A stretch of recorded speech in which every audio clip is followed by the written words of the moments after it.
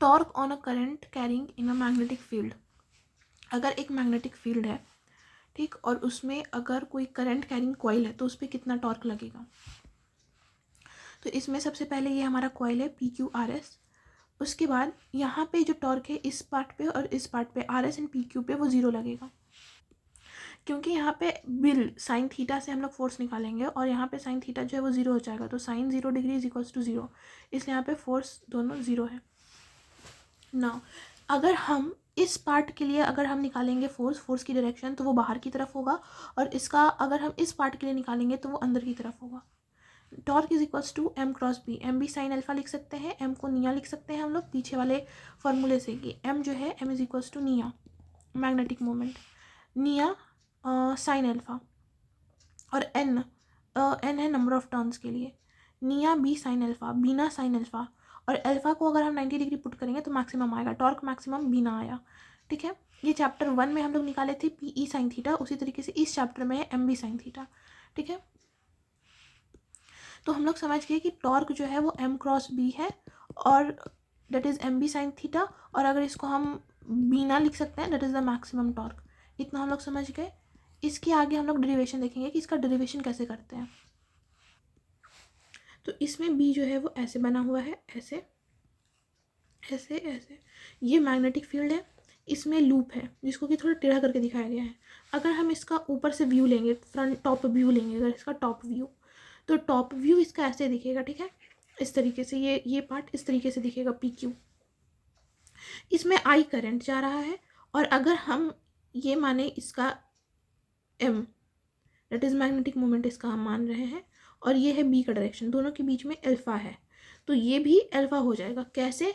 तो जो दो लाइंस के परपेंडिकुलर, जो दो लाइंस के बीच का एंगल होता है, फिर से, जो दो लाइंस के बीच का एंगल होता है, ये दो लाइंस के बीच का एंगल है, उनके परपेंडिकुलरों के बीच में भी उतना ही एंगल होता है। तो इसका परपेंडिकुलर ये हुआ और इसका परपेंडिकुलर ये हुआ, तो ये दोनों के बीच का एंगल अल्फा है, तो ये दोनों के बीच भी अल्फा एंगल होगा। इसको लिख लेंगे B cos थीटा, और इसको लिख लेंगे B sin थीटा। ठीक है, ये इसका बेस हो गया perpendicular distance B sin alpha, ये cos अल्फा हो गया, ये sin अल्फा हो गया।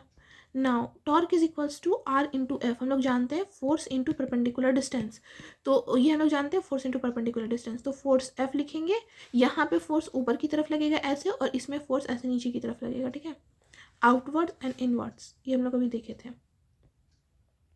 तो P की तरफ फोर्स अंदर की तरफ लगेगा और Q की तरफ फोर्स बाहर की तरफ लगेगा। तो F B साइन अल्फा हम लोग लिखेंगे, perpendicular distance. F bill sine theta, force कितना है bill sine theta on a, तो बिल जो है बिल साइन थीटा, ये क्या होता है, ये फोर्स होता है करंट कैरिंग वायर पे ना, एक्सटर्नल मैग्नेटिक फील्ड। ठीक है, तो यहाँ पे फोर्स हम लोग लिख लेंगे बिल साइन थीटा, और ये हो जाएगा B साइन अल्फा। ना अब थीटा जो है वो 90 डिग्री होगा, बिल sine 90 degree, B sine alpha. Now यहाँ पे हम लोग लिखेंगे BI LB साइन अल्फा। ठीक है, 90 यहाँ से हट जाएगा, 90 था मैक्सिमम करने के लिए, फोर्स को मैक्सिमम करने के लिए 90 डिग्री, ये यहाँ से हट जाएगा, तो BIA हो जाएगा, BIA साइन अल्फा, और एन टर्न्स के लिए एन आ जाएगा, तो दिस इज बीना साइन अल्फा, और लाइक निया को लिख सकते हैं MB साइन अल्फा, तो टॉर्क को लिख सकते हैं M क्रॉस B। तो ये डेरिवेशन है, ये इंपॉर्टेंट है, इसको ध्यान से करना है। Now question, now a circular loop of area जितना metre carrying a current 10 ampere is held perpendicular to a magnetic field of intensity this Tesla, the torque acting on the loop is। कह रहा है कि magnetic field intensity है B, और area के perpendicular, like उसको perpendicularly held किया गया है, मैग्नेटिक फील्ड के परपेंडिकुलरली हेल्ड किया गया है लूप को। तो M और B के बीच का जो अल्फा है वो 0 डिग्री हो जाएगा, तो टॉर्क जो है वो 0 हो जाएगा। नाउ मूविंग कॉइल गैल्वेनोमीटर, जिसको कि MCG कहते हैं, moving coil galvanometer, so it is use to measure small currents, छोटे छोटे करंट्स को नापने के लिए इसका काम आता है। Principle, the current carrying coil placed in uniform magnetic field experiences a torque. इसका प्रिंसिपल क्या है? प्रिंसिपल क्या है कि current carrying coil placed in uniform magnetic field में अगर कोई कॉइल रखा हुआ है तो उसके ऊपर टॉर्क लगता है। तो the current carrying coil placed in uniform magnetic field जो है वो एक्सपीरियंसेस अ टॉर्क। इसका moving coil galvanometer MCG principle, a current carrying coil placed in a magnetic field experiences a current dependent torque. Current dependent torque experience करता है which tends to rotate the coil and produce angular deflection, जो कि rotate करता है coil को और angular deflection produce करता है, current for detection, device for detection and measurement of small currents, ये क्या होता है, मूविंग कॉइल गैल्वेनोमीटर छोटे छोटे करंट्स को, डिवाइस को मेजर करता है, डिवाइस है जो कि छोटे छोटे करंट्स को मेजर करता है।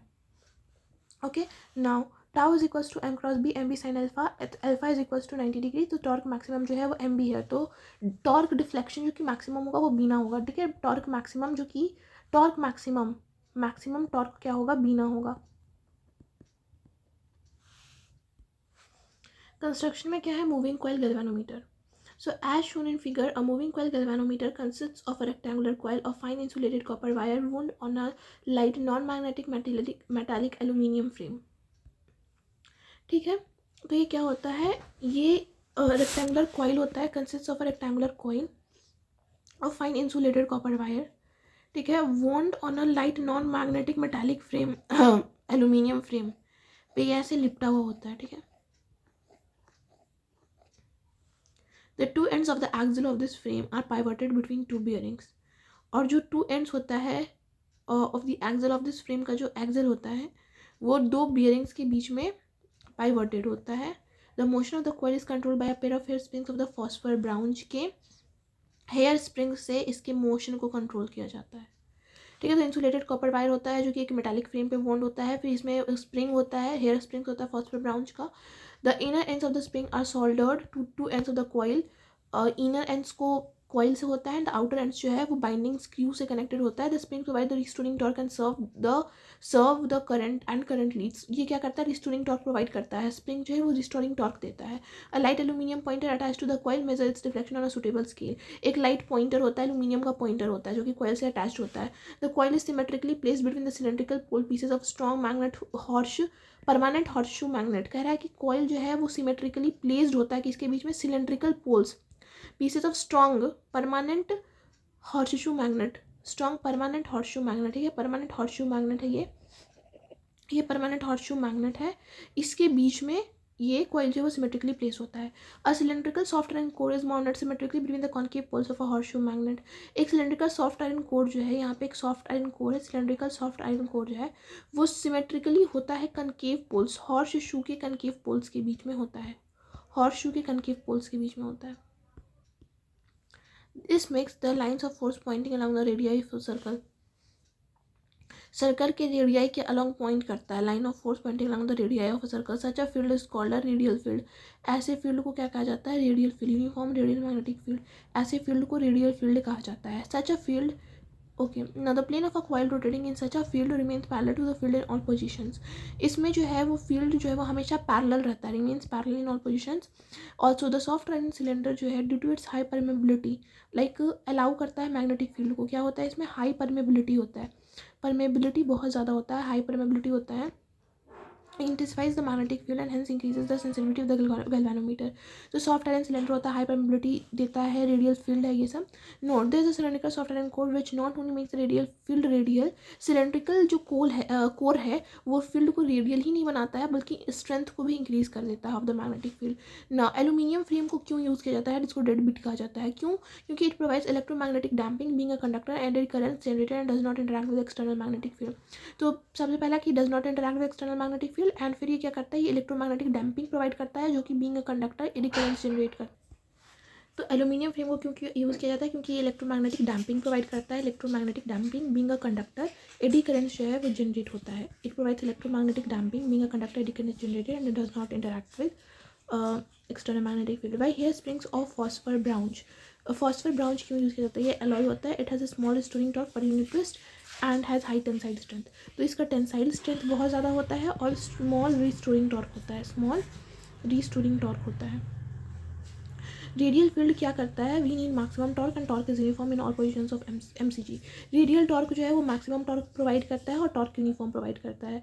How to make radial field, कैसे हम जनरेट कर सकते हैं, तो पोल्स ऑफ द मैग्नेट जो है cut cylindrical concave poles by using soft iron core, soft iron core से इसको कनकेव पोल्स की तरह, सिलेंड्रिकल कनकेव पोल्स की तरह काटा जाता है। Poles of the magnet cut cylindrical that is concave by using soft iron core, soft iron core से इसको पोल्स ऑफ मैग्नेट को क्या सिलेंड्रिकल यानी कि कनकेव की तरह काटा जाता है bye using soft iron core. ये है working of MCG, that is moving coil galvanometer. Since the field is radial, the plane of the coil always remains parallel to the field P. The magnetic forces on sides PQ and SR are equal, opposite and collinear, so the resultant is 0. So according to Fleming's left rule, the side PS जो है वो एक normal invert force experience करेगा equal to NI while the other जो QR experience करेगा equal outward force. The two forces जो है are equal and opposite, they form a couple and exert a torque. तो वो इक्वल एंड अपोजिट फोर्स जो है वो कपल फॉर्म करके एक टॉर्क बनाता है और बीना जो होता है. और उसके बाद यहाँ पे हम लोग डिफ्लेक्टिंग टॉर्क जो है वो निकाल लेंगे बीना. फिर this spring which generates restoring torque, उसमें एक स्प्रिंग भी लगा हुआ होता है. तो रिस्टोरिंग टॉर्क जो डायरेक्टली प्रोपोर्शनल होता है थीटा के. Restoring torque equals to K theta.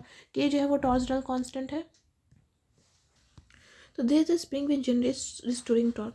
तो restoring torque is directly proportional to theta. Restoring torque is equals to K theta. K यहाँ पे है torsional constant, it is material dependent, जो कि मटेरियल पे डिपेंड करता है. ओके इसको कहते हैं torsional constant material dependent. Equilibrium पे डिफ्लेक्टिंग टॉर्क जो है वो रिस्टोरिंग टॉर्क के बराबर होता है. तो डिफ्लेक्टिंग टॉर्क है बीना और रिस्टोरिंग टॉर्क है के थीटा. सो बी एन अपॉन के, यहाँ पे के यहाँ आ जाएगा और theta upon I. So theta upon I जो है ना NBA अपॉन के, यही करंट सेंसिटिविटी है. I is equals to theta upon I, that is NBA K. तो directly proportional to N, directly proportional to D, directly proportional to B, inversely proportional to K. Voltage sensitivity जो है वो theta upon में V है. जैसे ये theta upon में I था तो V को IR लिख सकते हैं, थीटा अपॉन में I को IS अपॉन R लिख सकते हैं. तो VS is equals to IS upon R, और इसको हम लिख सकते हैं I का जो भी था वैल्यूज़ NBA अपॉन के वो और इंटू आर एक्स्ट्रा. तो directly proportional to N, directly proportional to B, directly proportional to A, inversely proportional to K, inversely proportional to R. Now figure of merit और galvanometer constant G, जो कि opposite है आयस current sensitivity का opposite है figure of merit या galvanometer constant. तो इसका जस्ट रेसिप्रोकल करके लिख देंगे. तो फैक्टर जिसपे कि सेंसिटिविटी जो है of galvanometer coil can be increased. तो नंबर ऑफ टर्न्स को इंक्रीज करके, मैग्नेटिक फील्ड को इंक्रीज करके, increasing the area and decreasing the value of torsional constant के. तो इस तरीके से हम उस सेंसिटिविटी को इंक्रीज कर सकते हैं. एडवांटेज क्या है मूविंग कॉइल गैल्वेनोमीटर का? तो deflection of the coil is proportional to the current. जितना भी डिफ्लेक्शन होगा कॉइल में वो करंट के डायरेक्टली प्रोपोर्शनल है. Pass through it, so a linear scale can be use to measure the deflection. Linear scale use किया जा सकता है. A moving coil galvanometer can be made highly sensitive by increasing. इसको हम increase कर सकते हैं NBA और K को डिक्रीज करके हम उसको हाईली सेंसिटिव बना सकते हैं. As the coil is placed in a strong magnetic field of powerful magnet, deflection is not affected by external magnetic field. As the coil जो है, जैसे कि कॉइल जो है उसको स्ट्रॉन्ग मैग्नेटिक फील्ड में प्लेस करते हैं, कॉइल जो है उसको प्लेस करते हैं स्ट्रॉन्ग मैग्नेटिक फील्ड में for powerful magnet. Deflection is not affected by external magnetic field. Deflection जो है वो नहीं अफेक्ट होता है एक्सटर्नल मैग्नेटिक फील्ड से. This enables us to use the galvanometer in way in any position. किसी भी पोजीशन में हम गैल्वेनोमीटर को यूज़ कर सकते हैं. डिसएडवांटेज क्या है? तो द मेन डिसएडवांटेज इसका क्या है? नहीं मेन होगा दैट इज सेंसिटिविटी ने can not be change at will. Like इसका सेंसिटिविटी जो एक बार हो गया वो हो गया, उसको चेंज नहीं किया जा सकता है. और ये इजीली डैमेज हो सकता है ओवरलोडिंग से. और a current greater than which the instrument is generated to measure will burn out its hair spring और सस्पेंशन. और अगर लाइक ज़्यादा करंट पास हो गया तो फिर इसका हेयर स्प्रिंग्स जो है ये सब बर्न कर जाएगा. Now conversion of galvanometer to ammeter में कैसे इसको चेंज करेंगे? तो गैल्वेनोमीटर के पैरेलल में एक स्टंट एक लोड लगा देंगे. ठीक है, अगर इसको एमीटर में चेंज करना है तो पैरेलल में लगा देंगे. ठीक है, पैरेलल में लगा देंगे. RG जो रेजिस्टेंस है गैल्वेनोमीटर का, IG है वो फुल डिफ्लेक्शन करंट है. IG क्या है? फुल डिफ्लेक्शन करंट है. ऐसे स्टंट रेजिस्टेंस है जो कि छोटा है. I जो है वो मेजरेबल करंट है. तो एज बोथ स्टंट जो है वो पैरेलल में है तो वोल्टेज जो है वो कांस्टेंट रहेगा. तो V दोनों कांस्टेंट रहेगा क्योंकि वो पैरेलल में है. तो इसमें हम लोग लिख देंगे कि जो स्टंट से इतना पास हो रहा करंट इंटू S और IG और इंटू RG. तो S is equals to IG RG divided by I minus IG.